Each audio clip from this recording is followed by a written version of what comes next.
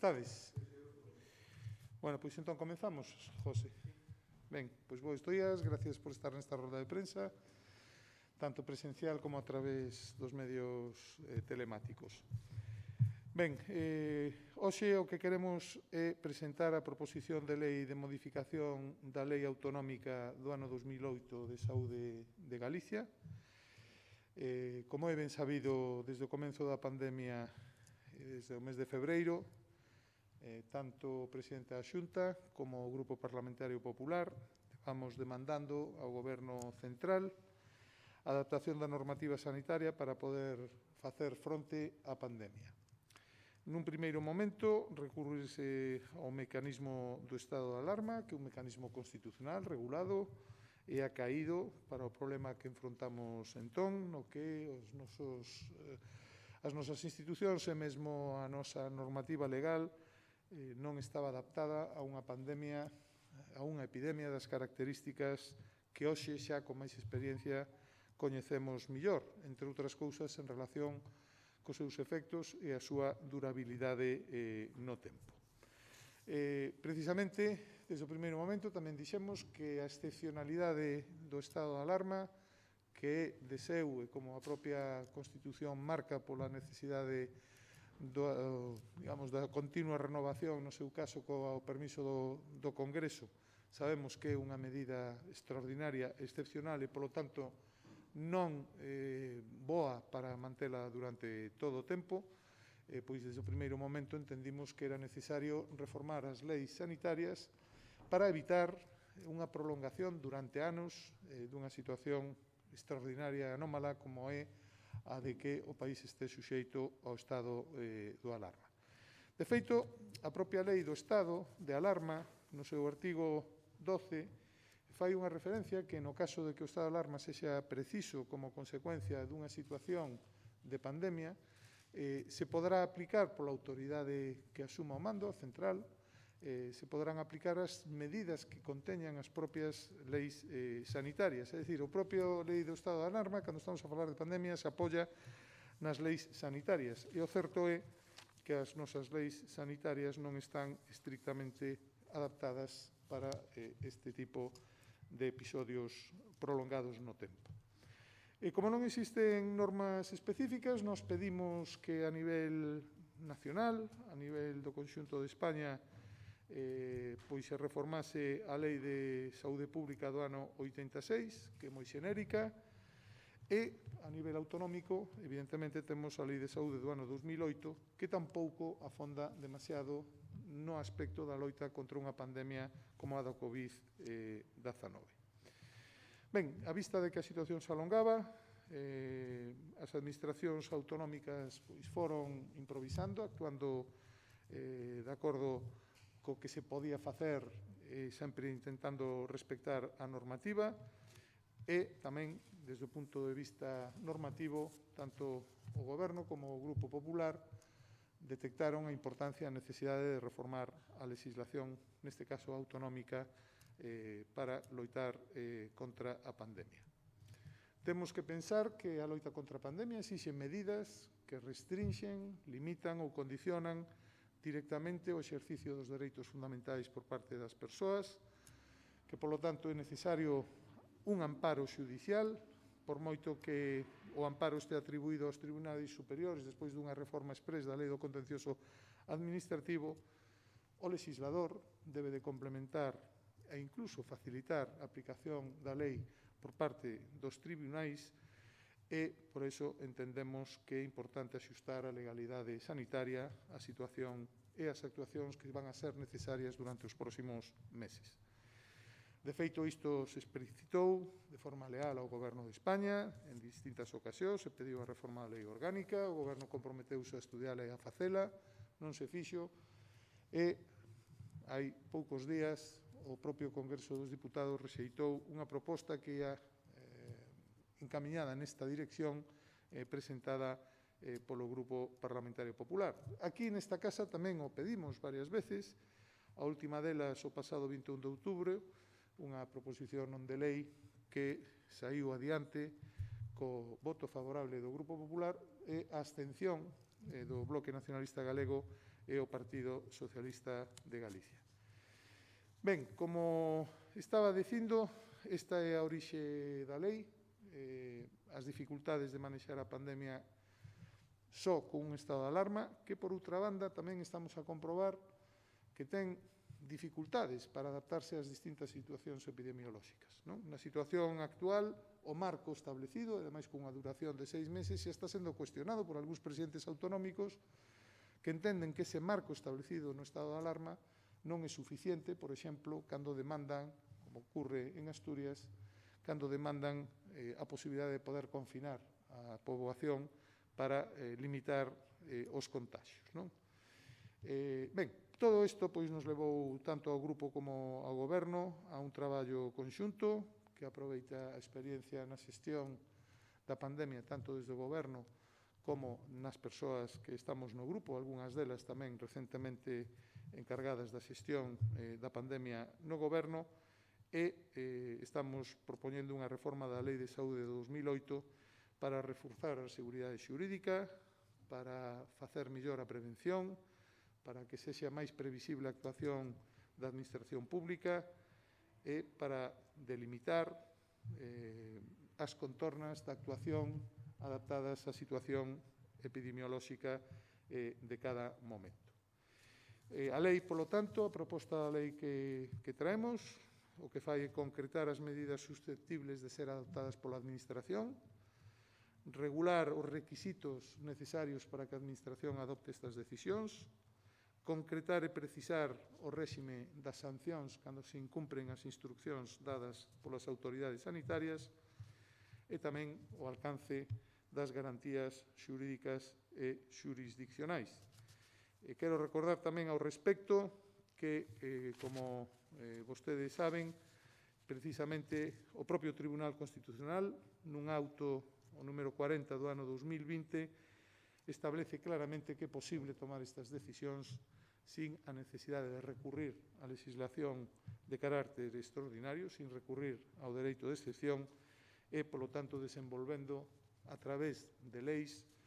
os dereitos que a Constitución, neste caso, ampara e poidendo, polo tanto,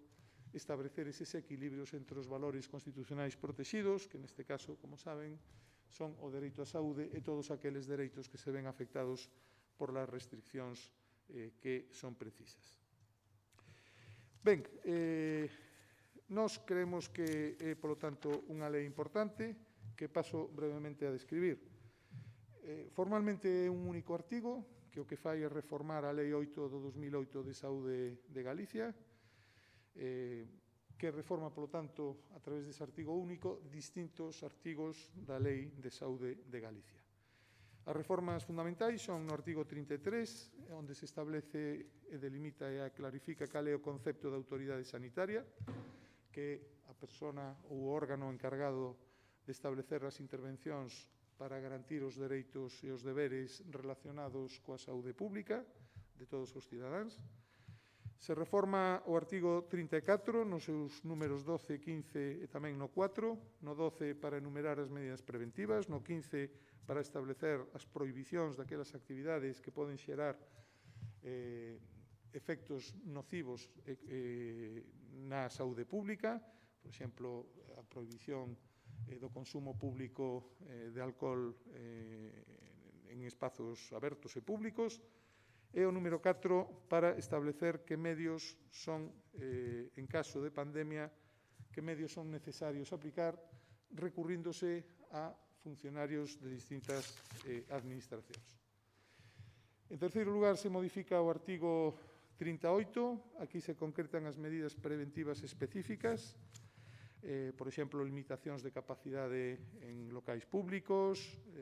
uso de espazos, adopción de protocolos obrigatorios, posibles limitacións de horarios e tamén todo relacionado co control dos enfermos e, digamos, as medidas que os propios enfermos terán que adoptar no suposto de que sexa necesario para preservar a saúde pública. Adicionalmente, se engaden a continuación do artigo 38 distintos artigos, o 38 bis, que é o que facilita algo que se está facendo que é necesario,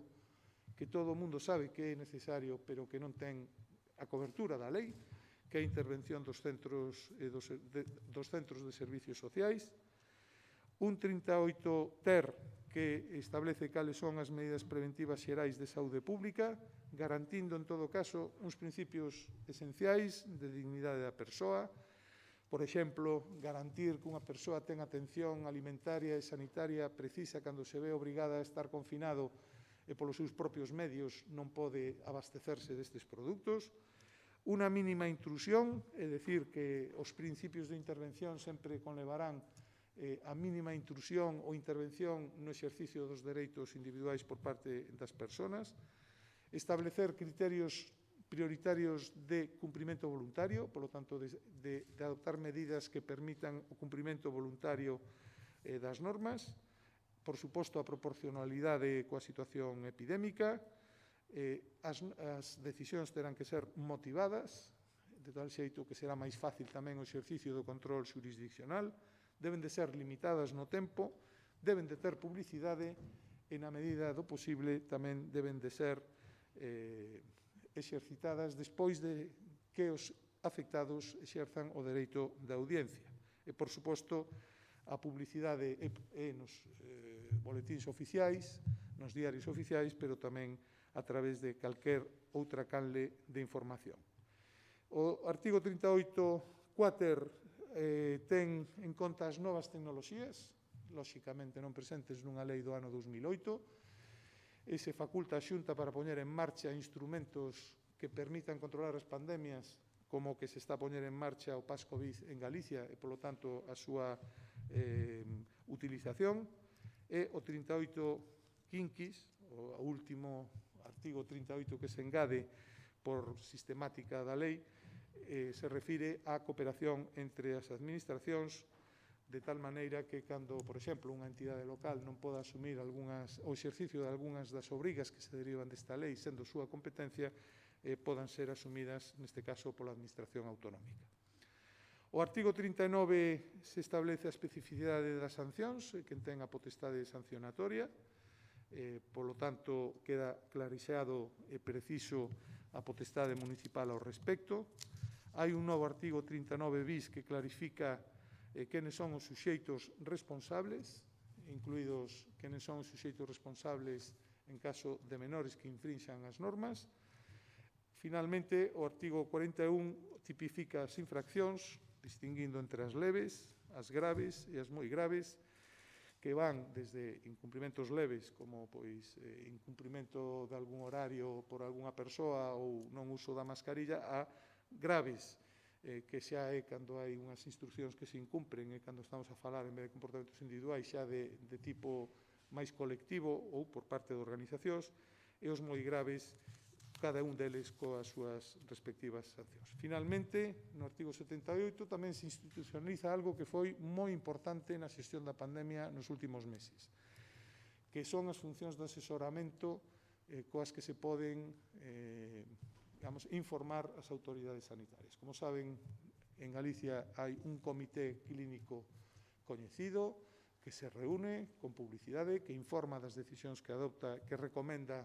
a autoridade competente para aprobar as normas e, polo tanto, no artigo 78 se contempla a constitución destes grupos de asesoramento para estes casos excepcionais onde todas as opinións cualificadas son poucas para poder combatir a pandemia. Este é o contido fundamental dunha norma que inicia unha tramitación parlamentaria. Facémolo desde o Grupo Parlamentario Popular, agradecendo o intenso traballo conxunto que tivemos nos últimos tempos para conseguir este texto, tanto coa experiencia do Goberno, coa experiencia que acumulan os deputados e os asesoramentos externos precisos para ser o máis exquisitos posibles na técnica legislativa. Pensamos que o estado de alarma non é a única alternativa para combatir a pandemia, que entre unha mera orden ministerial e a declaración do estado de alarma hai capacidade legislativa para poder combatir a pandemia con maior eficacia, que incluso a declaración do estado de alarma exixe maior precisión das normas de saúde pública para que, incluso no estado de alarma, as actuacións das administracións sexan efectivas, E facémolos pois esperando as aportacións da oposición para mellorar este texto, por suposto a través dos sistemas de participación cidadá instaurados na Cámara para que se acheguen calqueras suxestións de reforma desta norma legal e, por suposto, coa mellor intención de pois acadar un texto que suscite acordos e facilite a superación dunha pandemia sin ter que recurrir a un estado de alarma que, como estamos a ver, mesmo pode ser excesivamente limitado na súa actual configuración para facelo con efectividade.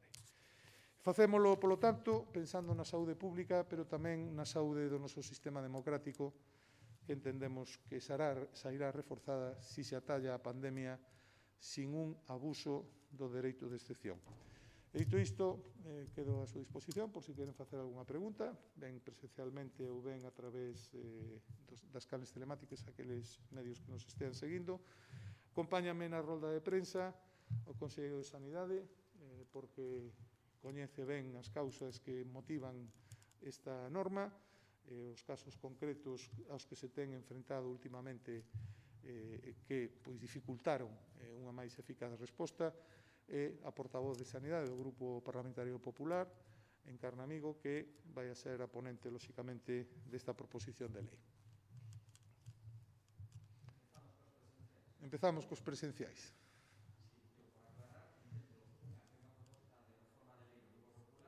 Correcto.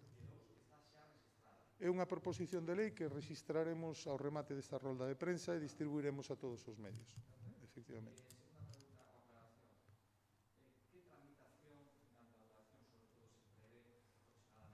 Sí, a tramitación vai a ser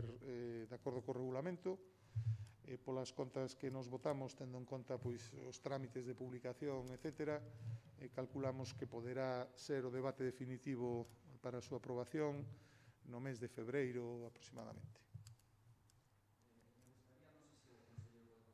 Sí, por suposto, para eso está aquí, para axudar a explicar o que faga falta.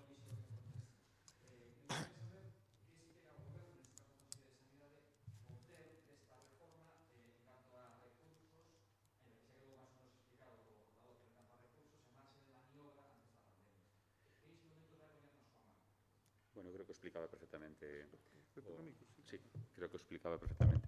Pedro Puy. Vai nos dar unhas ferramentas máis estables, máis robustas, que nos van permitir tomar decisións que xa estamos a tomar agora nun contexto que el comentaba desta contingencia, pero dun xeito moito máis,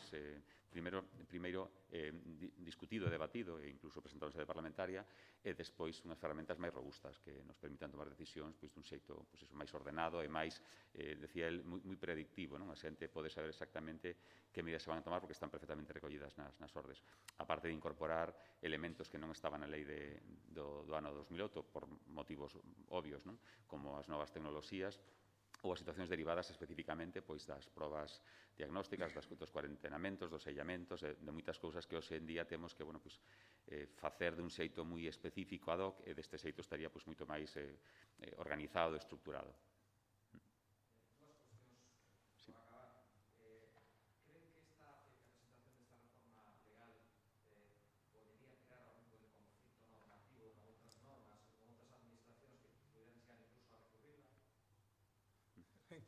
Confiamos que non,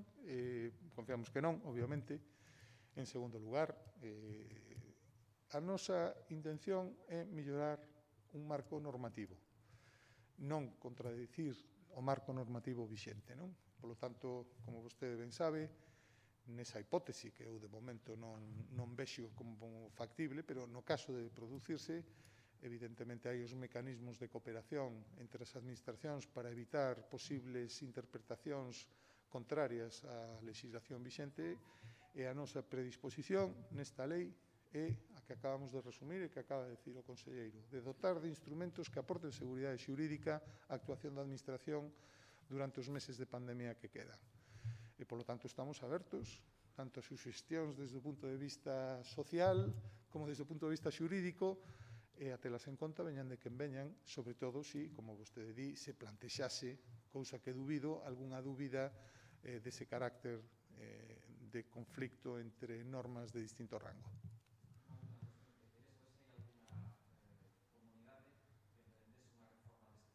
Non, que nos saibamos, somos a primeira comunidade. Como saben, isto é algo que primeiro se intentou a nivel de toda España. Precisamente,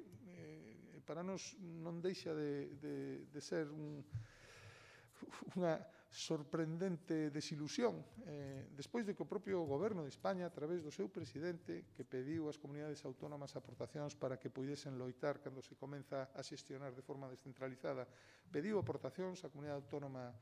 de Galicia propuxo algo semellante a nivel estatal, propuxo algo semellante por escrito. A vicepresidenta do goberno tamén dixo que se iban a dar un marxe de tempo para poder reformar as leis estatais. Con esa reforma, posiblemente esta sería máis sinxela, porque xa tería, digamos, un marco no que tamén incardinarse. Evidentemente, o que non imos facer despois de agardar todos estes tempos é seguir constatando día a día, porque hai un momento estábamos comentando que non deixa de haber algunha sentencia xudicial pois que pide unha interpretación ou fai algunha suxestión á aplicación da normativa sanitaria que é moi vaga, moi aberta e, polo tanto, non concreta que é o que se pode facer ou non para limitar os efectos da pandemia. Bueno, como todo isto non foi posible, pois, evidentemente, asumimos a nosa responsabilidade. É posible facelo a nivel autonómico. O Constitucional ten dito claramente que o exercicio dos dereitos directos ten que estar legislado por legislación orgánica, pero o que se desprende da xestión e da forma de actuación da administración pode facerse a través de lei ordinaria. Eso ocorre a nivel estatal e a nivel autonómico, que temos leis de saúde que expoñen ou desenvolven a lei orgánica de saúde estatal e, polo tanto, bueno, pois estamos un pouco decepcionados porque esta solución non se adoptase para toda España. Propuxemos lealmente ao Goberno de España, é evidente que se rexeitou. A semana pasada ou hai uns días votouse no Congreso desbotar esta vía. Prefire seguir por a vía do estado de alarma, que a nós nos parece que é pouco práctica, xa para empezar, como estamos a ver, que ao pouco de renovarse o estado de alarma por 6 meses, varios presidentes de comunidades autónomas pediron a súa modificación, porque querían tomar medidas que non estaban contempladas no esquema do estado de alarma vixente. Creemos que é malo para o país ter un estado de alarma tan prolongado sin ningún control parlamentario, non é bo para a saúde democrática do país, e que isto é unha forma moito máis sinxela, que reformar a lei, debatila, introducir mecanismos que introduzan seguridade xurídica na actuación fronte á pandemia, e lamentar, en todo caso, que isto non sexa unha decisión que se adopta con carácter xeral. Outras comunidades autónomas non sabemos o que farán, desde logo nós o facemos coa experiencia, cos coñecementos adquiridos ao longo dos últimos meses de xestión da pandemia en Galicia.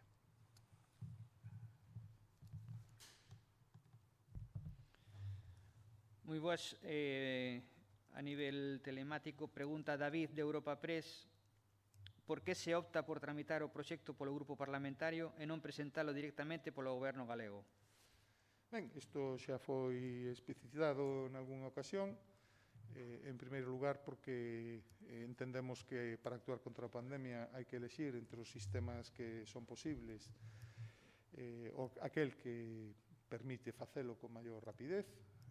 Saben que en Galicia, entre outras cousas, o Estatuto non prevé a forma dos reais decretos leis, que son unha forma de tramitación rápida dun texto normativo que primeiro se aproba e despois é convalidado, emendado e, no seu caso, aprobado polas cámaras. Polo tanto, entre as formas que temos de actuación desde o Partido Popular, que pode ser a presentación por parte do Goberno dun proxecto de lei ou a través do grupo dunha proposición de lei, entendemos que nestes momentos a mellor forma para tramitala, a que permite que entre en vigor con maior rapidez, sin excluir o debate político, nin técnico, nin xurídico, é a proposición de lei. Tamén Ricardo da cadena SER. Daniel de Faro de Vigo pregunta: o texto establece a posibilidade de sancionar a quen non se someta a probas diagnósticas como unha PCR ou vacinarse. Creen que está blindada esta opción legalmente ou precisarán que obrigue tamén o Goberno Central mediante lei orgánica? Vamos a ver, esa é unha cuestión que na lei... Con respecto ao primeiro, eu teño menos dúbidas. Con respecto ao segundo, as vacinas, a lei non contempla iso, contempla que poderá, no seu caso, establecerse esa obriga, e, polo tanto, non é un tema que este cerrado e, polo tanto, tampouco suscitaría esa dúbida que se plantexa. O lóxico sería que estas cuestións estiveran reguladas a nivel estatal, pero vimos un rexeitamento constante por parte, primeiro, do Goberno de España e, a continuación, pola maioría do Congreso, non? E, polo tanto, nos entendemos, e isto debe ser o fundamental, primeiro, que a vacina é fundamental, é dicir, vamos a ver se desta pandemia sacamos como primeira conclusión que estas ilusións antivacinas, estes movimentos antivacinas medio libertarios ou medio conspiranoicos, negan a evidencia científica, pero esa negación da evidencia científica costa vidas. Por lo tanto, primeiro, vamos a estar a favor das vacinas, e segundo, eu creo que a inmensísima maioría da poboación, evidentemente, cando se lle ofrece unha vacina autorizada, constatada, que funciona e que non ten efectos secundarios, que son as vacinas que, lóxicamente, se van a poder distribuir, pois vai a optar por vacinarse voluntariamente. Nos supostos extraordinarios, a lei abre unha porta. Efectivamente, o lóxico sería que esa legislación fose con carácter xeral para o conxunto de España, porque outra das consecuencias que estamos a ver da pandemia, isto é moi importante nas vacinacións, é que ten que estar cuberto todo o grupo posible ou susceptible de ser contaxiado, non? E mesmo a efectividade da vacina en Galicia pois sería menor se non hai unha vacinación xeral no entorno xeográfico no que nos movemos habitualmente os galegos. Tamén nos envían dúas preguntas para o conselleiro. David, de Europa Press, di que é certo que se están cancelando as citas para vacinas da gripe a menores de 65 anos por escasez de doses? Bueno, nós sempre dixemos que o objetivo da campaña da gripe era vacinar a población de risco, e tamén dixemos que se estaba priorizando esa población de risco no reparto das vacinas. As vacinas siguen chegando, en canto teñamos disponibilidade suficiente para todas as persoas que a demandaron, pois se procederá, pero ahora mesmo estamos priorizando, como decía, a aquela población de risco que o solicita.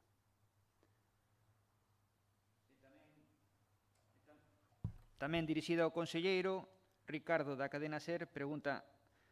a Xunta ten interese en facer test de antíxenos en farmacias? Vai trasladar proposta ao Ministerio de Sanidade?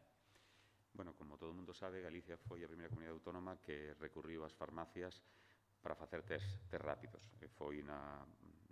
co Colegio Oficial de Farmacéuticos de Ourense, dada a situación epidemiolóxica que había nesa provincia, e limitado, neste caso, aos concellos onde puxéramos restriccións. Por lo tanto, a Xunta de Galicia colaborou e valora positivamente a aportación que os colegios de farmacéuticos poden facer no control da pandemia. Neste caso, fíxose con test de anticorpos, porque xa fai algún tempo, e todavía os test de antíxeno non estaban desenvolvidos. Neste caso, xa dixemos daquela e insistimos agora que se en algún momento necesitamos ese apoio novamente dos colexios oficiales de farmacéuticos por algunha situación epidemiolóxica concreta, volveremos a plantexalo. Onte estableceuse no Consello Territorial cal é o plan que hai que incorporar para esas solicitudes. Se se der o caso, por suposto, como xa fixemos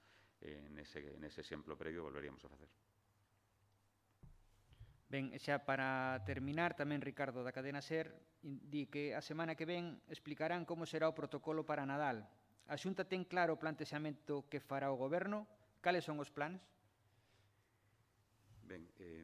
o que onte se fixo no Consello Interterritorial foi crear un grupo de traballo que se reúne mañán pola tarde, no que está a Comunidade Autónoma de Galicia, e nese grupo de traballo vaise propoñer un documento con criterios, actuacións, referencias para as pontes de decembro e para o Nadal. Nós, como digo, participamos nese grupo de traballo e, por suposto, discutiremos no seno dese grupo as nosas opinións co resto das comunidades autónomas. Creemos que é positivo que haya un documento conxunto e do resultado do documento decidiremos despois como se traslada, neste caso, aos galegos e as galegas.